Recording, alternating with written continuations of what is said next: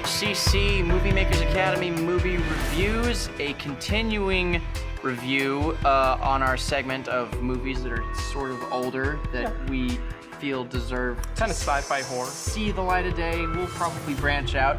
But last week we said we would talk about Event Horizon. We sure did. Which is 1997, I believe. It is? 1997, 1 year before Cube, and it's directed by the wonderful Paul W.S. Anderson, who brought us such classics as Resident Evil and the Death Race remake. Ooh, yum. So, Kevin Simmons. Hi. What did you think of Event Horizon upon revisiting it?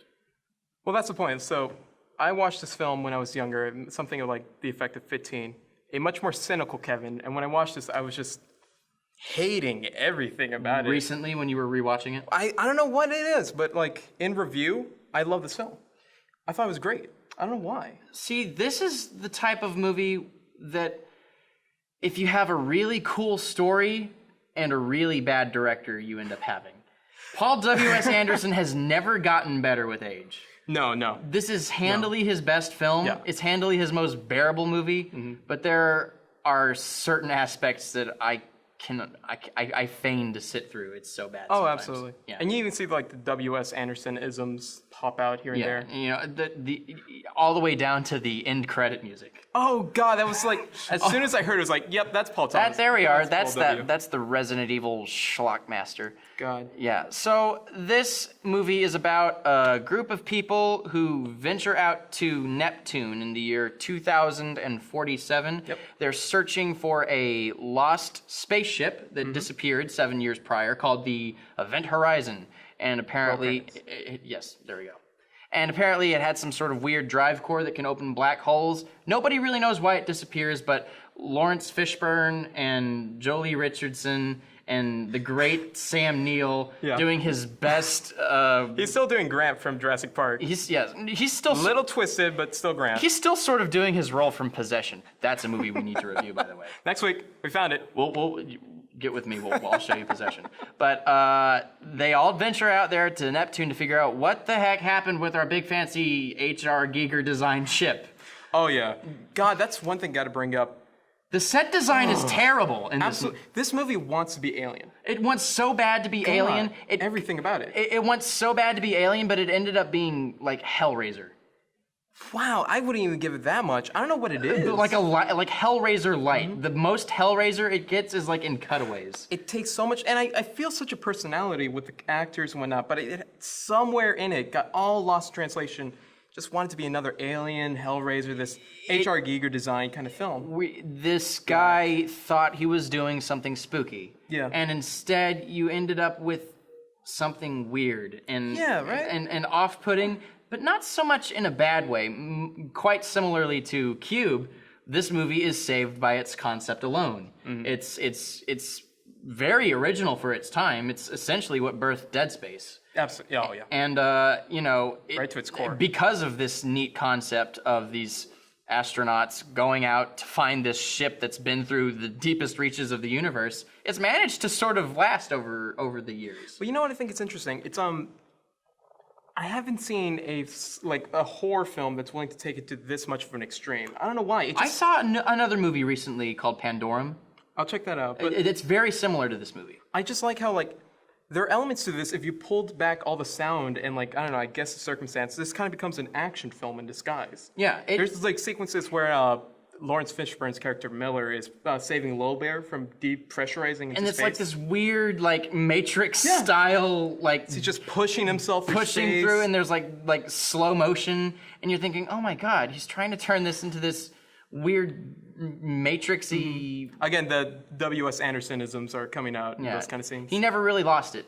No. It's like he saw The Matrix one day and said, I'm going to make so many Matrixes. I'm going to make the best Matrix movie ever. This is going to be amazing. This is going to be the greatest thing ever. I want to see the pitch, man. It's like, all right, you seen Aliens? There it again. We'll get it. This is Alien, Hellraiser, and Matrix. Let's slam it all together and call it a film.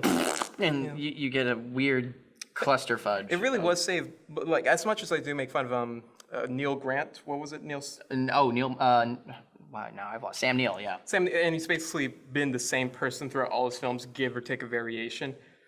This film is saved by its acting. I don't know why. It's saved by its acting. Lawrence Fishburne and Sam Neill give some really good performances. We can't say the whole thing, but we were joking earlier where like he delivers this particularly line. Oh God, there's a scene where something sneaks up on Lawrence Fishburne and he says the F word, but he says it in the most Shakespearean way possible. Down to the syllable, he knew where he took the breath, where he popped. Oh God. Just beautiful, just beautiful. I would like to make his delivery of that F word my ringtone. That was 2 days of work, just like, just how do I get? Wonderful, wonderful. So yeah, it's saved mildly by its acting, and while we have slammed the set design, it does have a relatively interesting visual aesthetic. If you're looking at it in terms, it looks beautiful, absolutely. Yeah, and that's never a problem that W.S. Anderson has had. His movies, except for I'm thinking of Resident Evil and all the I can't even. Resident Evil Rebirth was one of them. Afterbirth was one of them. They're all Afterbirth. Oh boy. Generally, despite his movies being horrible schlock of the highest order, they are for the most part well filmed. Yeah. And this movie is, which is so terrible. It's like it's the Joel Schumacher syndrome, and I guess everyone has their little director, where they make one of these great films. These like I guess a year-defining film, and then continue to make garbage. You know, falling down, and then it goes on to make Batman and Robin forever. Jan de Bont did Speed, and nothing good after that. God, such a shame. Well, we sort of, because we decided to review this movie because we do enjoy it on. Oh yeah, on a certain absolutely. level. Oh God, I feel like there should be a little tag that says that. There's a term that flies around a lot. There's a term that flies around a lot. Guilty pleasure. I can't take this movie seriously enough to like enjoy it genuinely. Although there are some things about it that I enjoy genuinely. I really like this movie as a guilty pleasure. Okay. I would put this up there with Dreamcatcher and Constantine as one of my favorite guilty pleasure movies.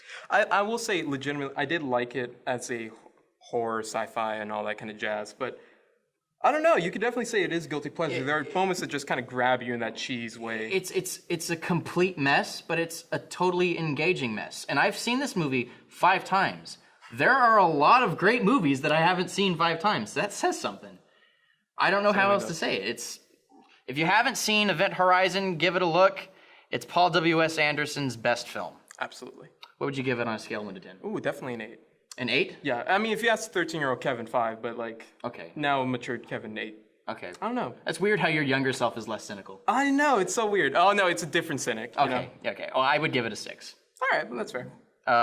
Just a straight 6. All right. Thank you. After this. Thank you for watching HCC MovieMakers Academy movie reviews. We're brought to you by the Houston Community College Filmmaking Program and HCC TV. We love movies, and if you love movies too, then check out our website, www.hccs.edu, and enroll yourself in the art of filmmaking. Check out our YouTube channel and subscribe if you would like to receive more updates to reviews just like this one. As always, thank you so much for watching, and if there is a certain movie you would like for us to review, then leave a comment in the box below. We will see you next time.